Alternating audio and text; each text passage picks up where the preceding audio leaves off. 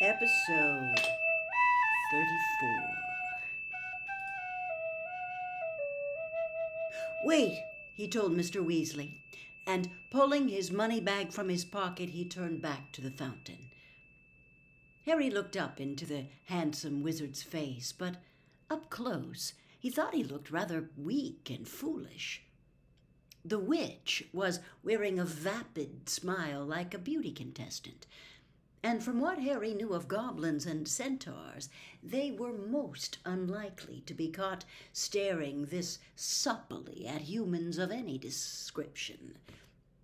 Only the house elf's attitude of creeping servility looked convincing. With a grin at the thought of what Hermione would say if she could see the statue of the elf, Harry turned his money bag upside down and emptied not just 10 galleons, but the whole contents into the pool at the statue's feet. "I knew it!" yelled Ron, punching the air. "You always get away with stuff." "They were bound to clear you," said Hermione, who had looked positively faint with anxiety when Harry had entered the kitchen, and was now holding a shaking hand over her eyes. "There was no case against you, none at all." "Everyone seems quite relieved, though, considering they all knew I'd get off," said Harry, smiling. Mrs. Weasley was wiping her face on an apron, and Fred, George, and Ginny were doing a kind of war dance to a chant that went, "He got off! He got off! He got off!" "That's enough! Settle down!" shouted Mr. Weasley, though he too was smiling. "Listen, Sirius, Lucius Malfoy was at the ministry." "What?" said Sirius sharply. "He got off! He got off! He got off!" "Be quiet, you three!" "Yes, we saw him talking to Fudge on level 9. Then they went up to Fudge's office together. Dumbledore ought to know." "Absolutely," said Sirius. "We'll tell him. Don't worry." "Oh, well, I'd better get going. There's a vomiting toilet in Bethnal Green waiting for me. Molly, I'll be late. I'm covering for Tonks. But Kingsley might be dropping in for dinner." "He got off! He got off! He got off!" "That's enough! Fred! George! Ginny!" said Mrs. Weasley, as Mr. Weasley left the kitchen. "Harry, dear, come and sit down. Have some lunch. You hardly ate breakfast." Ron and Hermione sat themselves down opposite him, looking happier than they'd done since he'd first arrived at number 12 Grimmauld Place.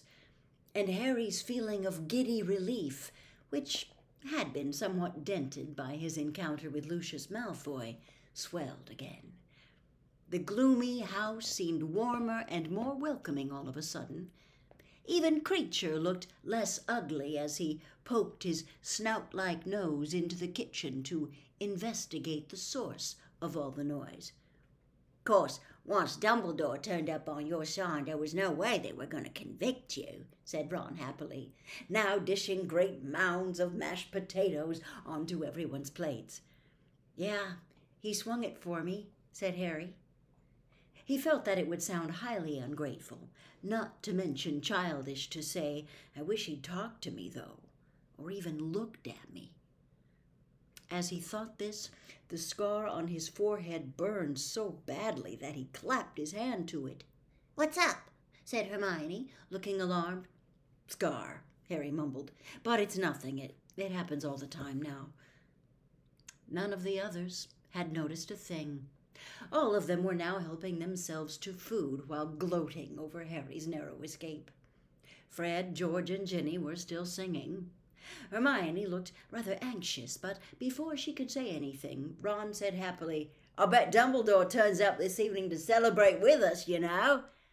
"I don't think he'll be able to, Ron," said Mrs. Weasley, setting a huge plate of roast chicken down in front of Harry. "He's really very busy at the moment." "He got off! He got off! He got off! Shut up!" roared Mrs. Weasley. Over the next few days, Harry could not help noticing that there was one person within number 12 Grimmauld Place who did not seem wholly overjoyed that he would be returning to Hogwarts. Sirius had put up a very good show of happiness on first hearing the news, wringing Harry's hand and beaming just like the rest of them.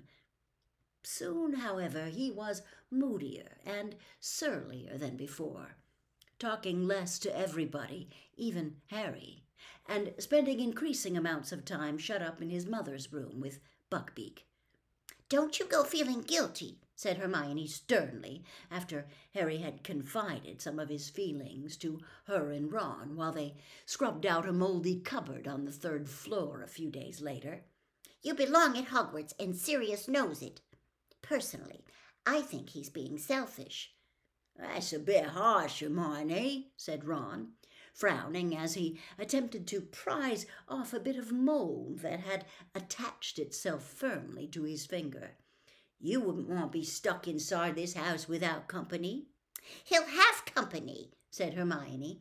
"It's headquarters to the Order of the Phoenix, isn't it? He just got his hopes up that Harry would be coming to live here with him." "I don't think that's true," said Harry, wringing out his cloth. "He wouldn't give me a straight answer when I asked him if I could." "He just didn't want to get his own hopes up even more," said Hermione wisely. "And he probably felt a bit guilty himself, because I think a part of him was really hoping you'd be expelled. Then you'd be outcasts together." Come off it," said Harry and Ron together, but Hermione merely shrugged. "Suit yourselves. But I sometimes think Ron's mum's right, and Sirius gets confused about whether you're you or your father, Harry." "So you think he's touched in the head?" said Harry heatedly. "No, I just think he's been very lonely for a long time," said Hermione simply. At this point, Mrs. Weasley entered the bedroom behind them. "Still not finished?" she said, poking her head into the cupboard. "I thought you might be here to tell us to have a break," said Ron bitterly. "Do you know how much mold we got rid of since we arrived here?"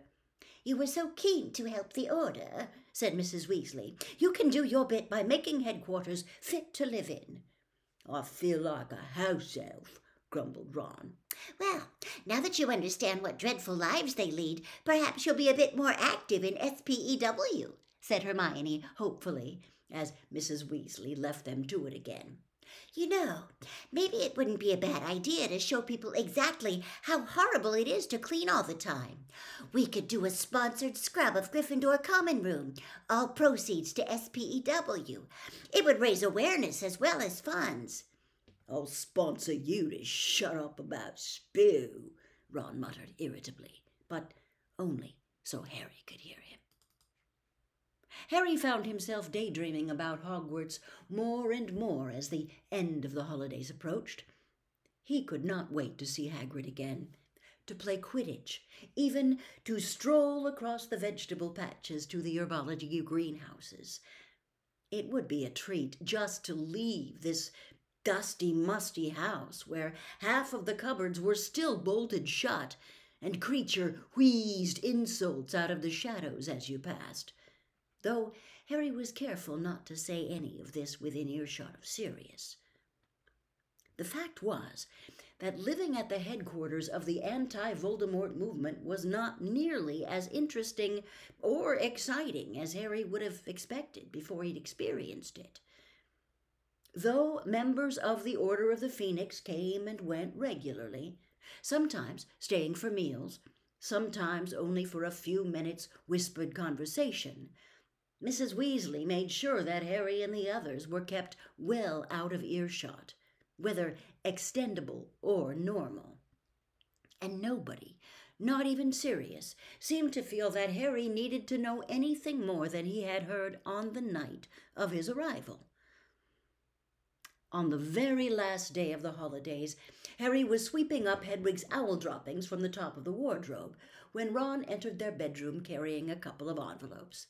"Bookless have arrived," he said, throwing one of the envelopes up to Harry, who was standing on a chair. "About time. I thought they'd forgotten. They usually come much earlier than this." Harry swept the last of the droppings into a rubbish bag and threw the bag over Ron's head into the wastepaper basket in the corner, which swallowed it and belched loudly. He then opened his letter. It contained 2 pieces of parchment, one the usual reminder that term started on the 1st of September, the other telling him which books he would need for the coming year.